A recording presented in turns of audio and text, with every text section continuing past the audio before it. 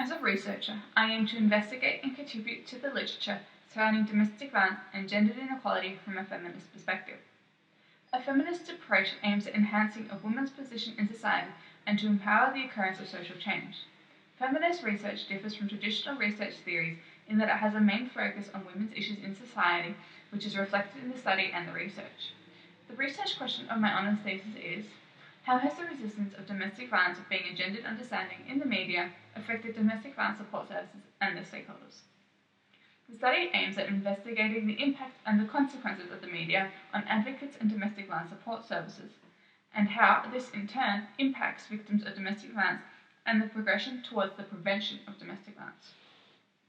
The study furthermore aims at focusing on domestic violence from a gendered issue perspective, and reviewing the media's arguments surrounding the gendered issue and the consequential responses from the public on domestic violence support services. The research is significant in order to investigate how the resistance of the gendered understanding has affected domestic violence support services in regards to funding and support from government sectors. In addition, the resistance needs to be further investigated in order to comprehend how it has affected the public's image of domestic violence support services. This awareness can, in the future, lead to a wider prevention of domestic violence. It is integral, therefore, to analyse the effect of the resistance in order to create improved support networks for female victims of domestic violence. The key themes in the literature that have presented themselves include arguments from key scholars Dukersey and Dragowicz, who argue that domestic violence is a gendered understanding. This view comes from the understanding that it's due to the statistics that show that 97% of perpetrators of domestic violence are male and 87% of victims are female. However, this faces controversy by anti-feminist and men's rights groups.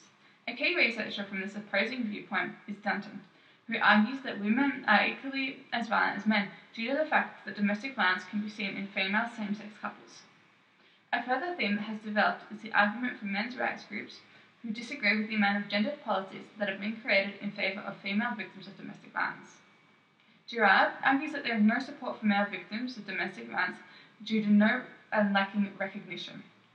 Consequently, these arguments have been seen in the media, and the effect of these arguments is the aim of the study through semi-structured interviews with advocates and stakeholders of support services. In my honours year, I am at the point where I'm applying for ethics approval. This involves applying to the College of Human Ethics Advisory Network, CHIN, in order to gain consent to conduct interviews with advocates for support services.